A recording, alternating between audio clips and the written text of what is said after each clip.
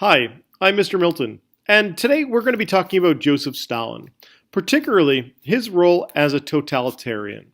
Now, yesterday we started to talk about totalitarianism. It's when someone has complete control over society, both public and private life. Joe Stalin is the picture of a totalitarian, and a totalitarian who reigned a really, really long time. I guess I should probably have said ruled there, but sometimes totalitarians and autocratic rulers, I don't know. I get them confused sometimes just because they're so similar. And you'll find with Joe Stalin, a lot of the things that the Russians hated about Nicholas and Alexander, like to Siberia work camp, he does the exact same thing. So forgive me for getting them, confused. So this right here is the wheel of totalitarianism, which is probably the worst wheel I've ever seen in my entire life. And I've seen a good number of wheels. I like it though because it kind of highlights the different traits of a totalitarian. And I like it that you can look at it not just with Joe Stalin, but really with any other totalitarian. If you look at Hitler, if you look at Mussolini, you'll see that all these key traits are pretty much the same. What I would like you to do is pause me in a moment, and on the graphic organizer that you were given, I want you to summarize these traits in the appropriate box. You'll notice that some of them are merged. Please write small because you're going to be taking notes on this little graphic organizer. So just do your best to conserve space. So go ahead, pause me, and complete the task. Nicely done, student. I have a good feeling about you. So these are the graphic organizers that you have, and I just cut it so it doesn't matter. And so these are kind of the categories that I've divided this up into. So charismatic leader and political party, I've kind of put together just because they're so closely aligned.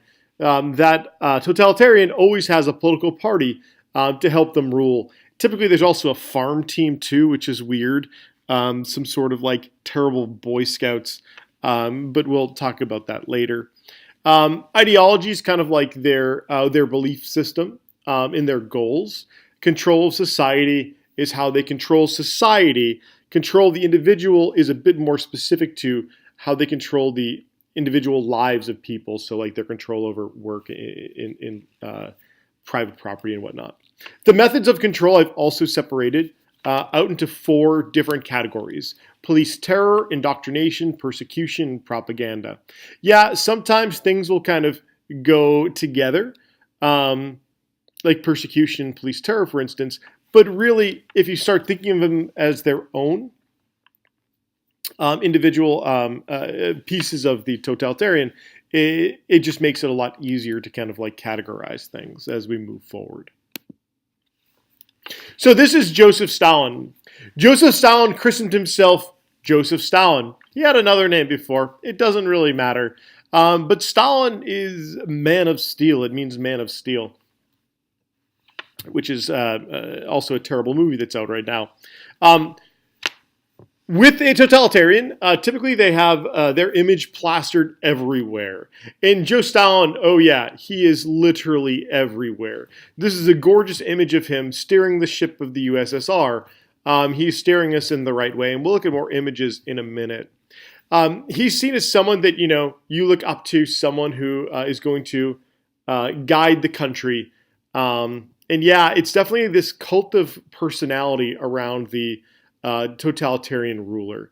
And you see this, with most totalitarians, actually all of them, that they have some sort of cult of personality over people. His political party is the Communist Party. If you want to get involved or move ahead in society, you become a part of the Communist Party. And they are the folks who really dominate the government. I found these images very fun. This is focusing on, look, it's the future, and he's, holding him. How good father figure. Over here, he's kind of like I don't know, an ice cream man with all these little kids. I don't actually know if that's true. I actually can't read that Russian.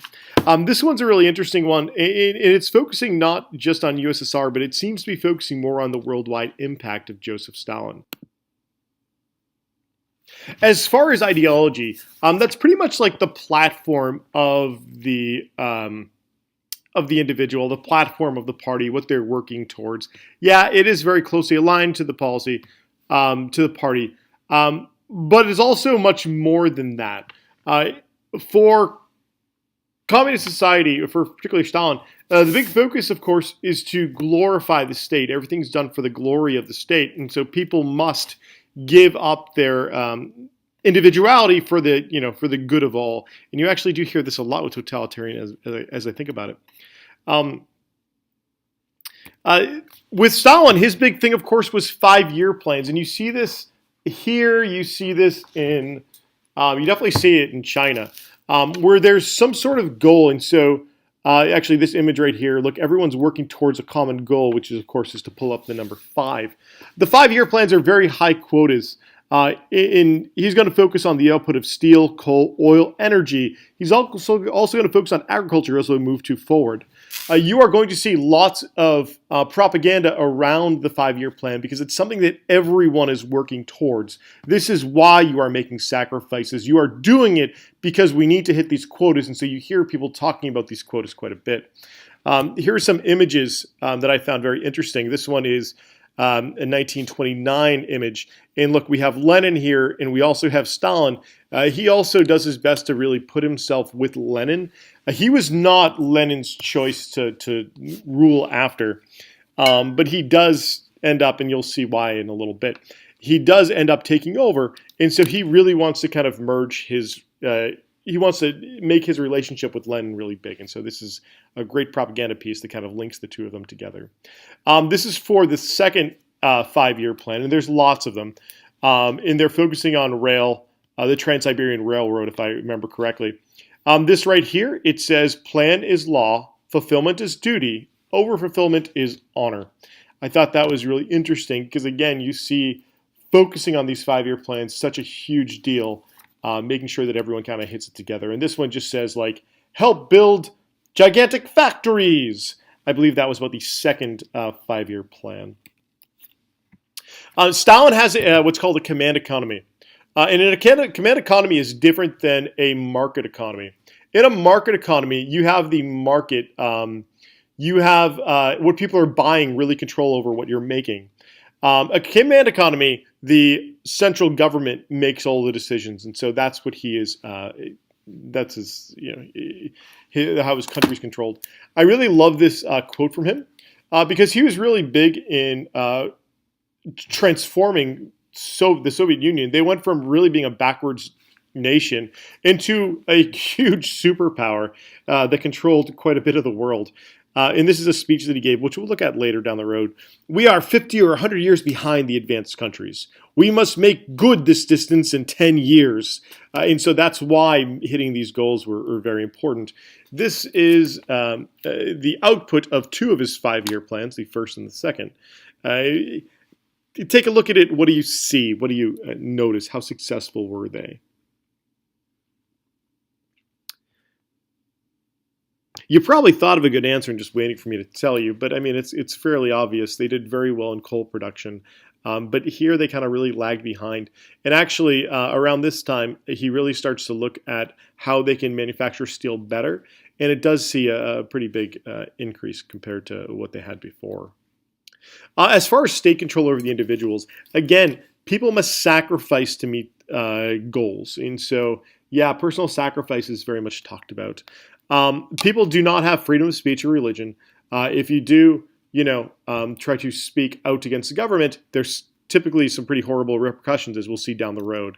And yeah, people, again, must sacrifice for the good of the state. So the goal here is to limit the individuality of people and focus more on the community, more on the state. Everything's for the glory of the state. As far as state control of the individuals, the government oversees business and labor. They're in control of, the arts. They have this thing called socialist realism, which we'll look at in a minute. They control housing, education, youth groups, which is terrible. Yeah, it's actually quite terrible. This is a image. It is socialist realism. It's called The First Tractor. What do you think this is a picture of?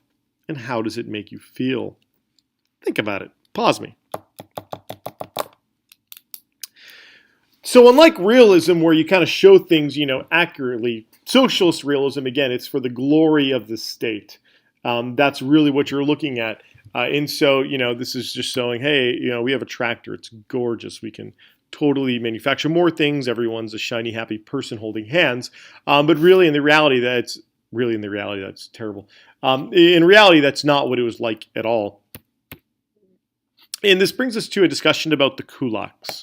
I thought it would be interesting to talk about this group of people. They're a group of people who are really living in this area in Ukraine. This right here is called the breadbasket of Europe. Most of the wheat comes from this area. And you'll find that, yes, Stalin was very much wanting to control this area, and he did at this point. And Hitler later on would as well. It's also called the Bloodlands because of the terror that these people kind of felt. But yes, this is the breadbasket that is Eastern Europe. So just to back up a little bit, after the Russian Civil War, Russia was really hurting. They hadn't been producing enough food because, they'd been fighting so many wars, the Civil War, World War. And so he really needed a way to make sure that the farmers were making more stuff, making more food. So he introduced what's called New Economic Policy, or NEP. And so with this, there was a quota that every farm had to reach. You had to grow, let's say, 1,000 things of corn or wheat or whatever. Anything above that, you could sell on the open market.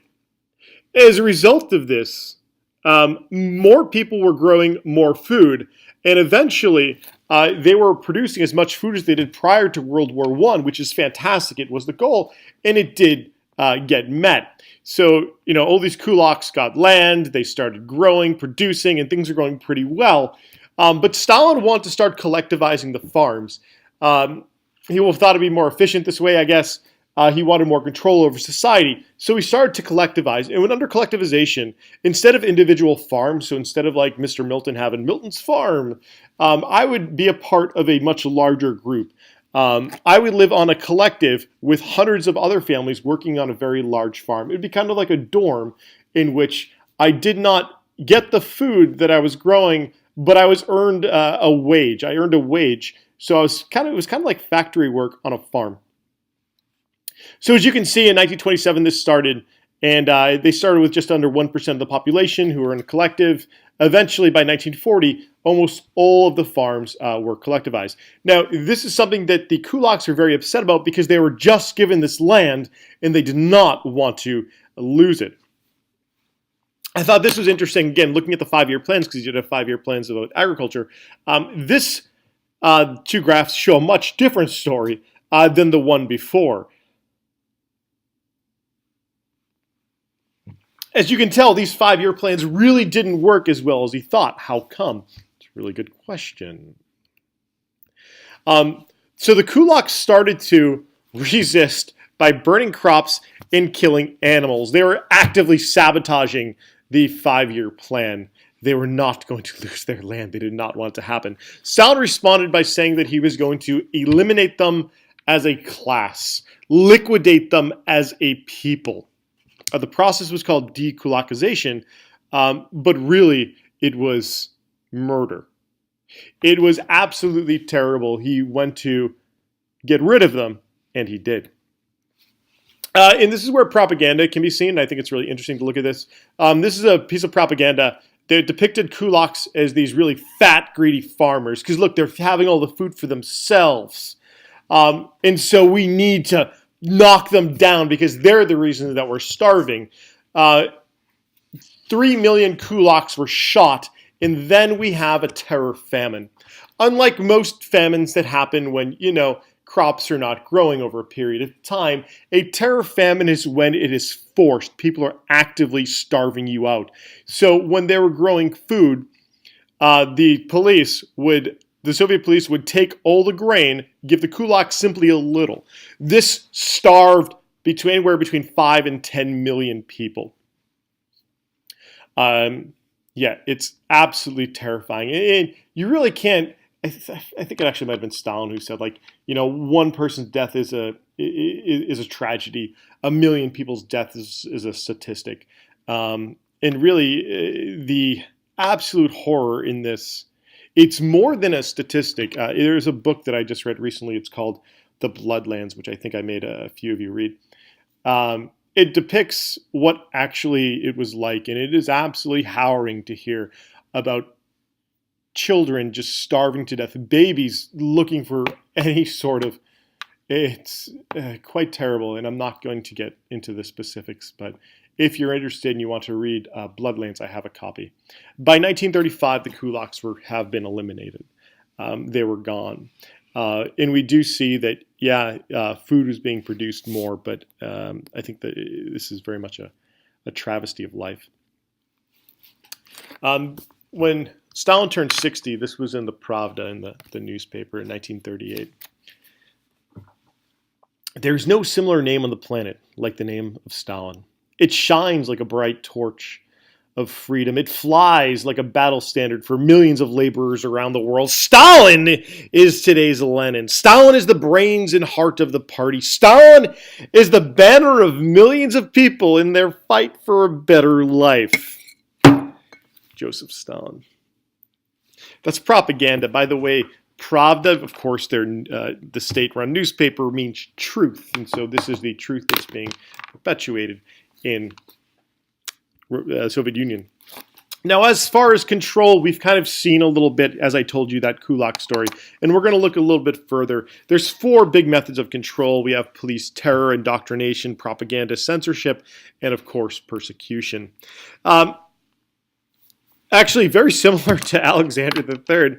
They used the secret police. Of course, you could not have phone monitoring back during Alex III's reign, but they did that during Stalin's.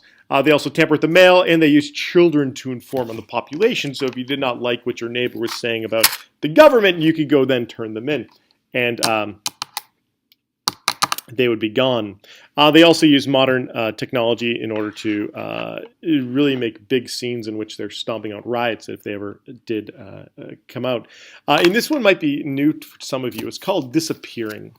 Disappearing is, or being disappeared, is absolutely terrible because no one has any idea what happens. It's the middle of the night, and you get a knock on the door. Someone comes and takes you. But no one knows where you go. If your neighbor has disappeared, you have no idea what happened to them. Absolutely no idea. They are simply gone. Were they killed? Were they sent to a gulag, which is a system of labor camps? No one has any idea what happens when you're disappeared. And being disappeared is not something that just took place in Stalin's Soviet Union. We saw this in the 1970s in Chile under the reign of Pinochet. And so this is it's an absolutely terrible thing. Every so often they find, mass graves of those who were disappeared. And so it's really difficult to put down the number of people who, Stalin is responsible for getting rid of. The Great Purge is a pretty interesting little story. So Stalin really wanted to hold on to his power. And so the people who he felt like were coming to take it was the old Bolsheviks.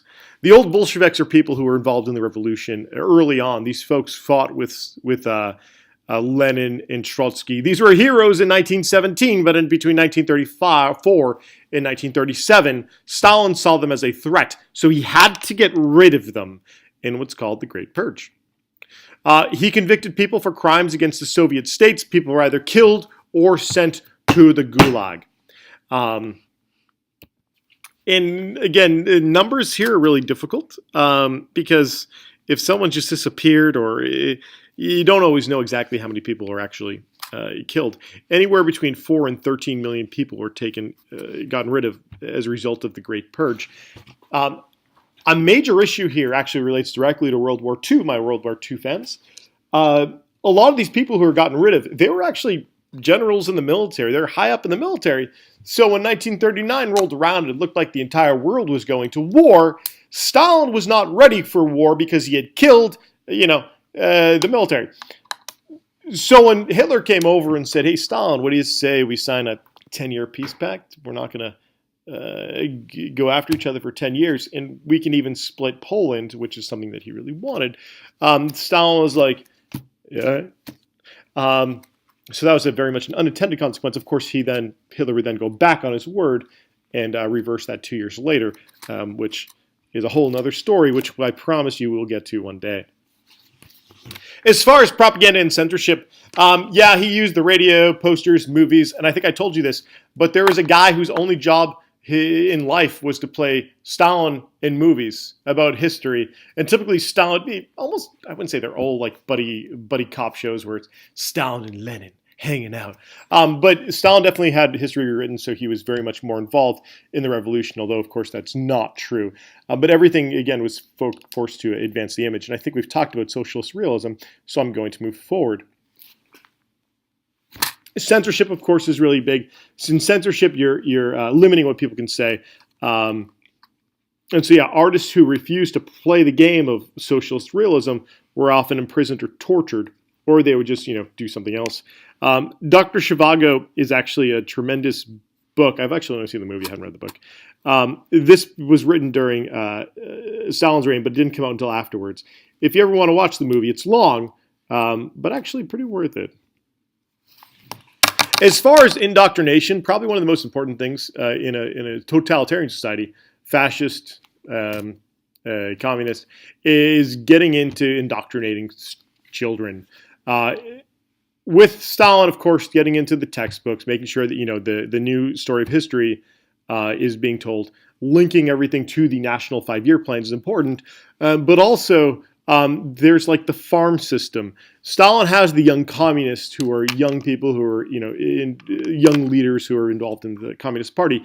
He also had the social pioneers who were kind of like, and this is an image of the social pioneers, and this is like their little Boy Scout uniform.